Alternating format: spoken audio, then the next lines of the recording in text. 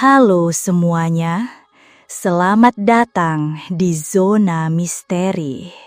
Hari ini saya akan menceritakan sebuah kisah nyata yang mengerikan, sebuah kejadian yang akan membuat bulu kuduk Anda merinding.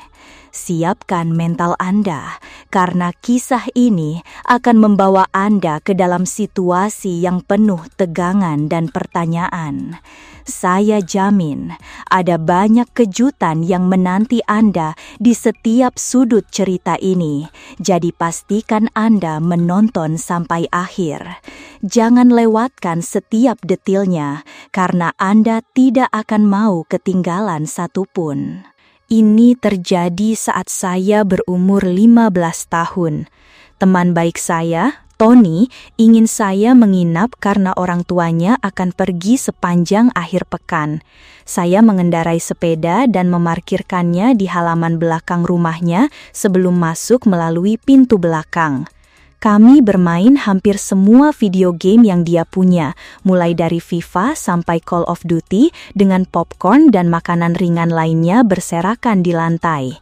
Seiring berjalannya malam, kami beralih dari video game ke menonton setengah film lalu bosan, kemudian beralih ke telepon iseng.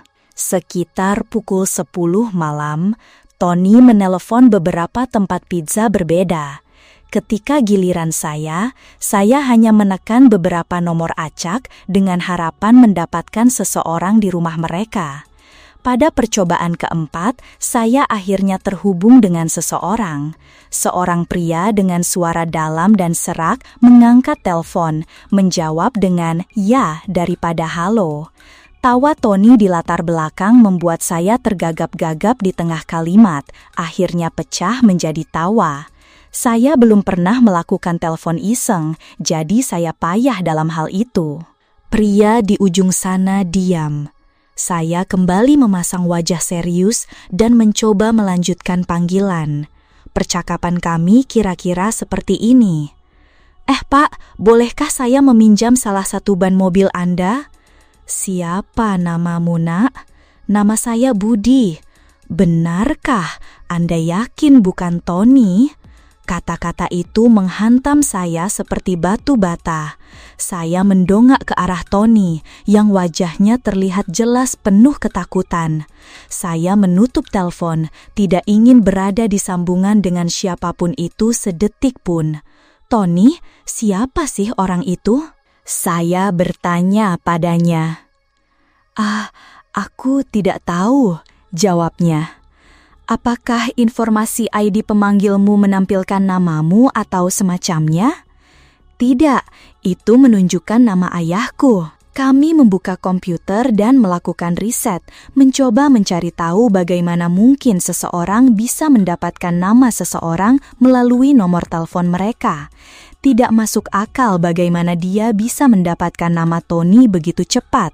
Dia terlalu muda saat itu untuk berada di situs berbagi informasi pribadi semacam itu.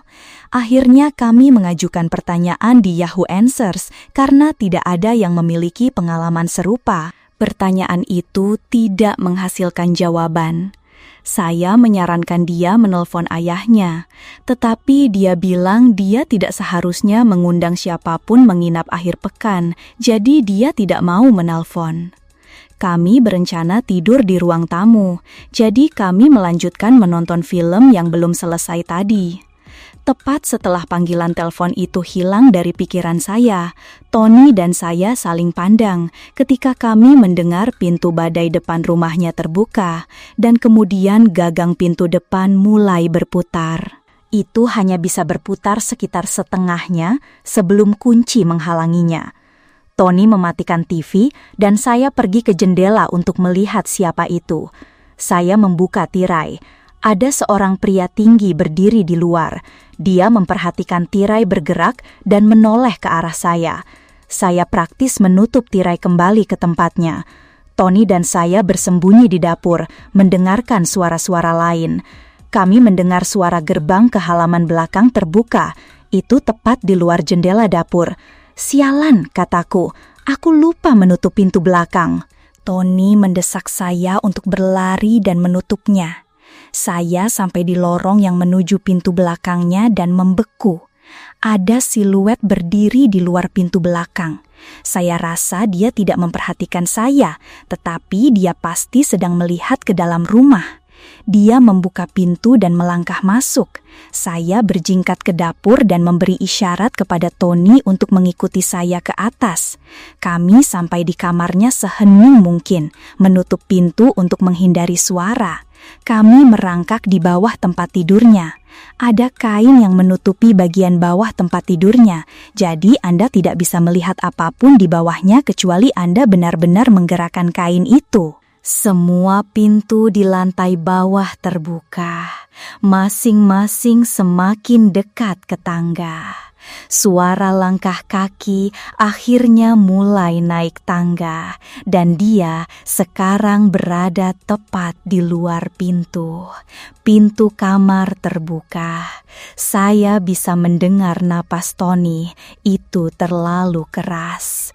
Langkah kaki bergerak ke lemari, lalu lemari terbuka. Saya bisa mendengar gantungan baju bergeser saat kain jaket dan mantel saling bergesekan. Langkah kaki bergerak ke tempat tidur dan berhenti. Saya merasa jantung saya akan meledak dari dada. Napas Tony terlalu keras. Saya harus menutup mulutnya dengan tangan saya. Sekarang hanya ada keheningan di dalam ruangan. Kami berbaring diam begitu lama. Saya hampir berpikir dia bahkan tidak ada di ruangan itu lagi. Saya menjauhkan tangan saya dari mulut Tony dan berbisik di telinganya. "Menurutmu kita bisa lari?"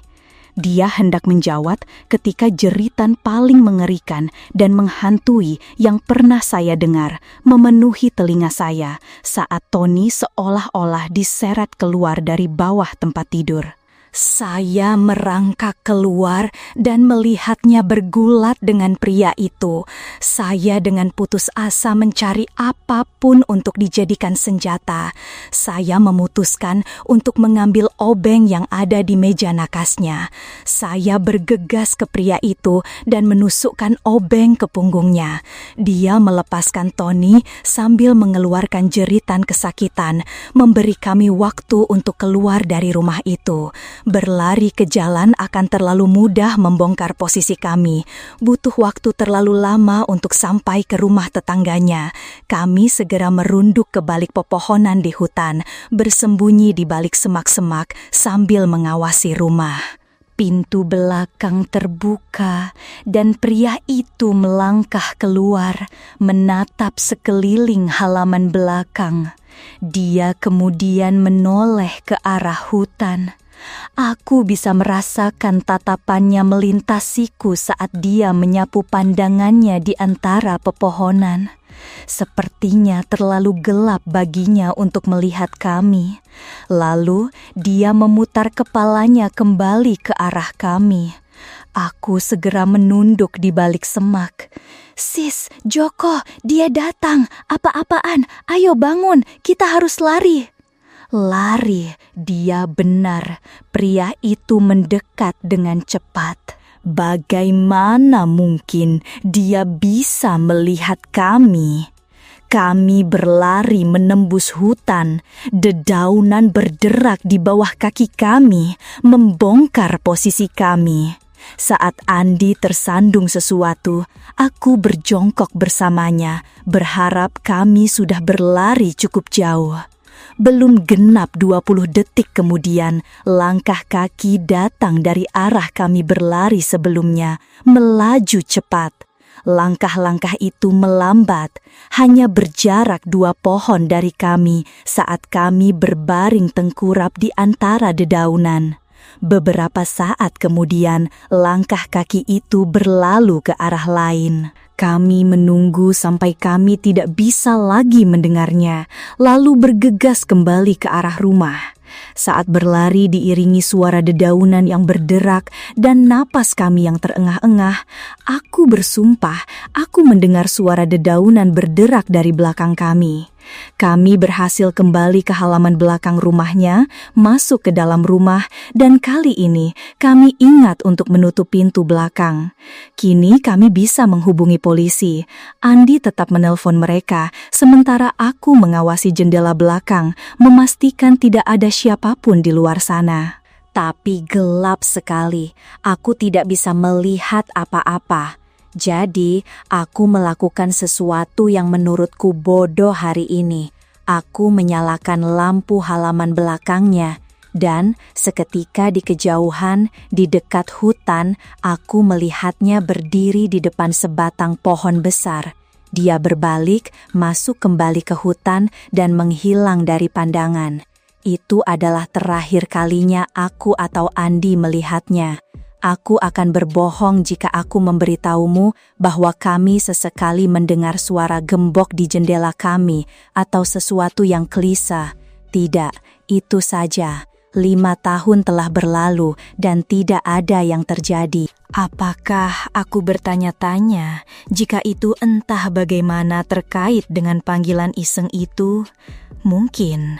Apakah itu masuk akal? Tidak juga. Tapi ya, inilah kisah bagaimana sahabat karibku Andi dan aku hampir mati saat terjadi penyusupan. Aku dan istriku sudah sering berargumen, tapi ada satu malam di mana dia tidak berhenti mengomel karena hal-hal sepele. Sampai pada puncaknya, aku lupa menurunkan dudukan toilet dan dia memarahiku dengan suara melengking yang memekakan telinga. Aku tidak tahan lagi. Aku menelepon temanku, Budi, dan dia bilang aku bisa menginap di sana malam itu. Aku sangat lelah, dan aku tidak perlu berurusan dengan istriku yang saat itu sedang emosi. Budi punya rumah yang besar. Itu adalah hal lain yang selalu istriku teriakan padaku. Bagaimana semua temanku punya rumah yang lebih bagus daripada kami. Kami minum beberapa bir dan ngobrol santai. Dia menyarankan aku tinggal di sana selama yang aku butuhkan. Tapi aku meyakinkannya bahwa aku hanya akan menginap 1 malam. Aku tidak ingin merepotkan. Aku tidur di salah satu kamar tamu. Anehnya, dia punya 3 kamar tamu, tapi sejauh ini hanya perlu menggunakan 1. Dia tidak pernah menggunakan 2 kamar lainnya dan hanya berencana menggunakannya untuk pesta atau semajangnya. Ketiga kamar tamu di rumah itu berjejer bersebelahan, sementara kamar tidur Budi berada di seberang lorong. Ini pengaturan yang aneh, sungguh. Tapi ini membuatku mendengar suara-suara aneh datang dari kamar sebelah. Aku mengira itu Budi yang sedang melakukan sesuatu di sana. Tapi suara itu cepat sekali mengganggu. Jadi aku memutuskan untuk berjalan ke sana dan melihat apa yang terjadi. Aku mencoba gagang pintunya, tapi terkunci. Aku membuka sedikit pintu kamar Budi dan menanyakan suara apa itu. Dia juga sudah di tempat tidur. Dia tidak mendengar apa-apa. Saat aku bertanya mengapa dia mengunci pintu itu, dia bilang dia selalu mengunci kedua pintu kamar itu karena dia menyimpan beberapa barang pribadinya di sana. Aku memperingatkannya bahwa ada suara aneh datang dari kamar itu, dan dia menyuruhku untuk kembali tidur saja dan jika aku terus mendengarnya, untuk kembali menemuinya. Jadi, aku melakukannya. Aku kembali ke tempat tidur dan suara-suara itu kini benar-benar hilang. Setengah jam berlalu. Aku akhirnya mulai terlelap saat aku mendengar ketukan paling pelan di dinding. Itu datang dari sisi lain, kamar sebelah. Itu diikuti oleh suara samar. Aku tersentak bangun dari tempat tidur dan berlari kembali ke kamar Budi. Kali ini dia menganggapku serius. Dia mengambil kunci kedua pintu itu dan membuka kunci yang berada di sebelah kamarku. Kami melangkah masuk dan merasakan embusan angin menerpa kami. Jendela terbuka lebar, begitu pula lemari. Kami menggeledah seluruh ruangan. Tempat tidur itu memiliki bekas seperti ada seseorang di sana. Lemari itu penuh dengan tas kosong dan barang-barang berharganya yang ada di laci sudah raib. Budi tiba-tiba berlari keluar ke lorong. Awalnya aku bingung, tapi aku segera mengerti saat dia memeriksa kamar yang lain. Aku berada tepat di sampingnya saat dia membuka kunci pintu kamar tamu ketiga. Hal pertama yang kami lihat adalah sosok hitam melompat keluar jendela ke atap teras. Paul hendak melompat mengejarnya, tapi kami berdua malah lari keluar lewat pintu belakang berharap bisa menangkapnya. Dia sudah pergi. Untung kami tidak berhasil menangkapnya, karena apa yang kami temukan di kamar itu jauh lebih mengganggu. Spray putih di tempat tidur ternoda darah. Di lemari, ada pisau mentega yang selama ini hilang, tergeletak di lantai dengan beberapa bercak darah di atasnya. Dan tentu saja, semua barang berharga miliknya sudah lenyap. Orang-orang ini kemungkinan besar tunawisma dan mungkin juga pecandu narkoba, telah tinggal di rumahnya selama lebih dari seminggu. Dia bahkan pernah menyebutkan betapa cepat makanannya habis padahal tubuhnya kurus sekali. Saat kami sedang minum-minum, hal itu jadi jauh lebih masuk akal. Sampai sekarang, sejauh yang kami tahu, tidak ada satupun dari mereka yang pernah tertangkap. Aku mengingatnya seolah baru terjadi kemarin. Itu adalah acara menginap pertamaku, bagian penting dari masa kecilku. Aku bersama teman baikku, namanya Rizky. Kami berdua berumur 10 tahun. Dia punya ruang bawah tanah yang luas, tempat kami bisa bermain video game sampai jam 1 pagi, lalu tidur di sofa, melewatkan gosok gigi seperti dua pemberontak kecil. Kami langsung mencoba tidur di sofa. Aku pun terlelap dengan mudah. Aku terbangun di waktu yang entah jam berapa. Aku sadar televisi masih menyala dengan layar kosong. Layar itu memancarkan cahaya yang sangat redup, tapi cukup untuk membuatku menyadari ada sesuatu di sudut jauh ruang bawah tanah dekat tangga. Itu adalah semacam benda tinggi.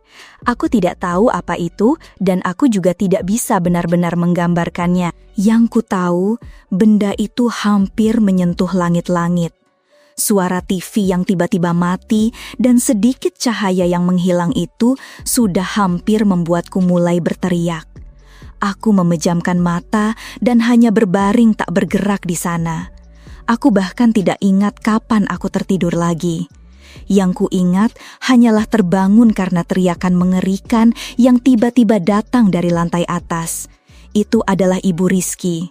Rizky juga terbangun dan kami saling pandang sebelum berlari cepat ke atas menuju kamar orang tuanya. Ibunya duduk di sana menangis, sementara ayahnya mengobrak-abrik kamar mencari apa yang ibunya lihat. Ayahnya menerobos melewati kami, mencari siapapun di rumah itu. Tapi tidak ada siapa-siapa di dalam rumah, tanpa ada tanda-tanda masuk atau keluar. Aku masih berteman dengan Rizky sampai sekarang, dan terakhir kali aku mengungkit cerita ini, dia bilang ibunya tidak suka membicarakannya. Tapi ibunya pernah mengakui melihat sosok tinggi gelap berdiri di dekat pintu kamar tidur mereka. Aku tidak ragu sedikit pun bahwa itulah yang kulihat di ruang bawah tanah malam itu.